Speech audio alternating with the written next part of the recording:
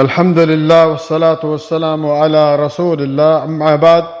پتہ نہیں قیامت کیوں نہیں آتی۔ معزز سامعین کرام، یہ ایک دربار ہے، تابوت میں جنازہ لایا جاتا ہے، پیر صاحب کی طرف سے حکم ہوتا ہے کہ مرنے والے کے اگلے معاملات مشکل ہیں، بخشوانے کی تگڑی فیس لگے گی۔ استغفر اللہ۔